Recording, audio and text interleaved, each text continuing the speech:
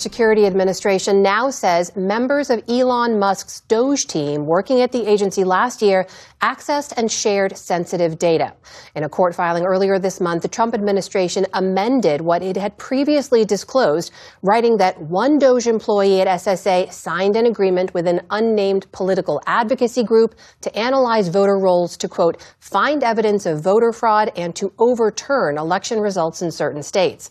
In another instance, a DOGE member shared personally identifiable information of 1,000 people in an encrypted email attachment, though the government says they aren't sure what specifically was shared or whether it was accessed. And SSA also said DOGE shared data on third-party cloud servers that are, quote, outside SSA's security protocols, so the agency doesn't know what information was shared or if it still exists on the server. The latest disclosures seem to confirm some key concerns first raised in a whistleblower complaint last summer filed by the agency's chief data officer. That whistleblower, Chuck Borges, involuntarily resigned from government in August and filed a retaliation complaint late last year. I spoke with him earlier alongside his lawyer, Debra Katz. Let's give it a quick drop and split the orange clean in half. Welcome to you both. Thanks for being here. Thank you. Great to be here. So, Chuck, before we get into the details, these new details, this new filing, rather, confirms what first you shared when you came forward in your whistleblower complaint months ago. What did you think when you saw all this, especially after months of government denials? I'll be honest, I was pretty disappointed. This is a situation where the public loses. My disclosure essentially outlined three concerns that I had. The first was that DOGE employees had inappropriate access to our data. The second was that they violated a temporary restraining order. And that the third was that they had uploaded sensitive Social Security data to a cloud server without adequate security controls. In all three of those instances, the public's data is at risk. So to have validation of those first two concerns is disappointing, especially in light of the fact that these could have been investigated and uncovered months ago. Well, speaking to that timeline, Debra, the court filing was on January 16. There were a number of corrections to the previous testimony from agency officials. What's your understanding of why it took so long for the government to correct those previous testimonies? Because the government's not telling us the truth.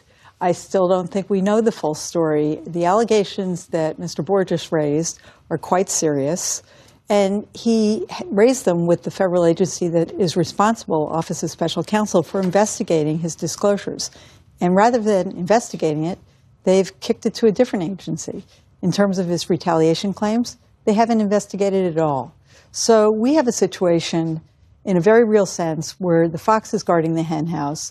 Let's talk about what's at stake here. Chuck, you mentioned in some of the details of what you came forward to share. Broadly speaking, what are the dangers, as you see them, of sharing that kind of personal data on a cloud server? Right. So Social Security data is your most sensitive personal information. It's the information that's on your birth certificate. So, when you apply for a mortgage and you have to answer security questions, and it's what's your mother's maiden name and what's your place of birth and what's your father's middle name. All of that information is held resident at Social Security. Mm-hmm.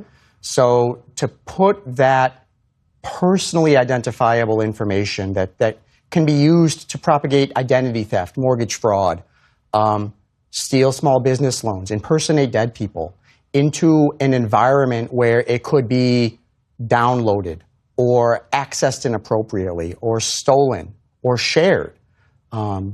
It's a risk to literally every single living and dead American's ability to have a daily life. And we should point out we don't know what was on the cloud server, correct? So my disclosure pretty specifically alleges that a database called the Numident, which is the master database of your personal information, was uploaded to an AWS cloud environment. Now, that is different from the court filing last week, which resided around specific data access for specific DOGE employees. But if those first two things that I alleged were correct, I'm very concerned about the third one, especially when you're normally protecting data, it is very easy to produce documentation that shows that the data has been safe and secure all along. Let me try to square some of the information Sure. we've seen out there now, because when you came forward, you warned the personal information of some 300 million Americans could be at risk. The government in their filing says information from 1,000 people was shared on email. Do you believe it could be limited to just 1,000? No. There's no way? No. And why not? So again, my disclosure outlined a pattern of bad behavior. This court filing validates the first two pieces of that puzzle. The third piece has not yet been validated or refuted yet with any documentation. But if the first two allegations are correct, I'm very concerned about the third. As far as the 300 million, that was just initial news reporting. That database houses personal information, as I understand it, on all living and dead Americans. So this is a real risk to everybody. Let's give it a quick drop and split the orange clean in half. We at Billionaires News Now welcome your comments regarding the billionaires who are missing from this list. We invite your suggestions for the billionaires who should have been included here, or who should be sent to the guillotine, or the mouth of the active volcano, or the Vermette Arena to fight to the finish. Billionaires News Now is here for you. From the BNN News Desk to you, let's give it a quick drop and split the orange clean in half. I'd like to thank you for listening, and if you like what you have seen and heard, please consider following or subscribing or checking out the book itself. Let's give it a quick drop and split the orange clean in half. So in this first chapter, which is doing, again, so much heavy lifting, is trying to give you the context, is trying to bring you into this world where everything is a little bit backwards from our current world. It's hopefully giving you the context that you need if you haven't read the rules and regulations, if you haven't visited the website. Even if you don't understand, hopefully this opening chapter is at least tickling something in your brain and making you go, that's interesting. And then if you have read the rules and regulations, then this will make perfect sense to you. Like, oh yes, I see what they're doing.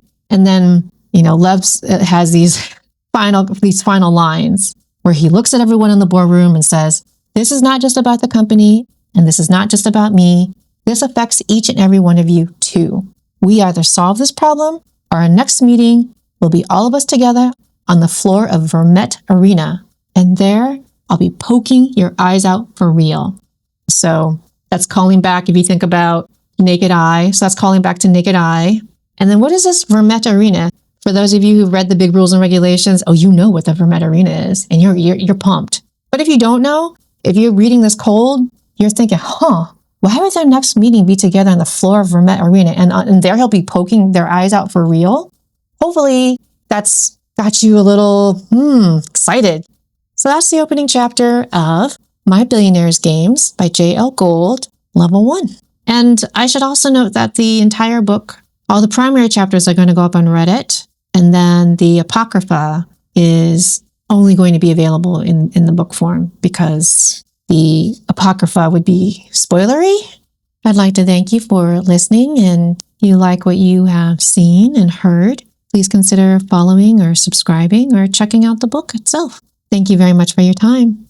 In the name of fairness, please be well.